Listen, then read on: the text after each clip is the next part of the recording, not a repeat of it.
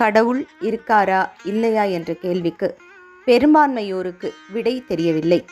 சித்தர்களும் ஞானிகளும் அவதரித்து வாழ்ந்திருக்கிறார்கள். பல அற்புதங்களை செய்திருக்கிறார்கள். அதற்கான சான்றுகளையும் அடுத்த தலைமுறைகளுக்கு விட்டு சென்றிருக்கிறார்கள். தஞ்சை தமிழ் அமுதத்தில் வடுகப்பட்டி சித்தர் ஸ்ரீ மகான் சுருளி சுவாமிகளின் வாழ்க்கை வரலாற்று பதிவு ஒளிபரப்பு செய்யப்பட்டு வருகிறது. அதில் சுவாமிகள் ஊரப்பட்டியில் வாழ்ந்த நிகழ்வும் சொல்லப்பட்டிருக்கிறது.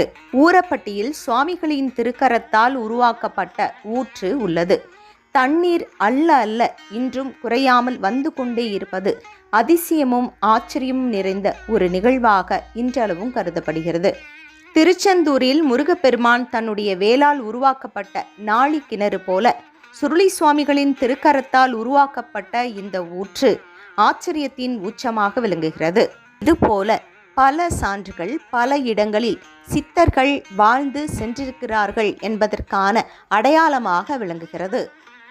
சுருளி சுவாமிகள் வாழ்ந்த காலத்தில் ஊரப்பட்டியில் மக்கள் மழையின்றி தண்ணீர் பஞ்சத்தால் தவித்த போது தண்ணீர் பஞ்சத்தை போக்கி அருள வேண்டும் என்று சுருளி சுவாமிகளை வேண்டிக் கொண்டனர் மக்கள். சுவாமிகள் வனபோஜனம் நடத்த ஏற்பாடு செய்து ஒவ்வொரு வீடாக கூடையை எடுத்து சென்று கோலாட்டமாடி சிறுவர்கள் அரிசி, பருப்பு, மளிகை சாமான்கள், காய்கறிகள் என வாங்கி வந்து அதனை சாதி, மதம், ஏழை, பணக்காரன் பேதமின்றி ஊரக்குளம் என்ற இடத்தில் சமைத்து பூஜை நடத்தினார். வனதேவதைக்கு தாமரை இலையில் சமைத்த உணவை வைத்து சுவாமிகள் தன்னுடைய திருக்கரத்தால் வழங்கினார். அதன் பிறகு மழை பெய்தது. நீர்நிலைகள் அனைத்தும் நிரம்பி வழிந்தன. அன்று முதல் இன்று வரை சுவாமிகளின் திருவுருவ படத்திற்கு முன் அவ்வூரில் வன போஜன நிகழ்ச்சி நடத்தப்பட்டு வருகிறது.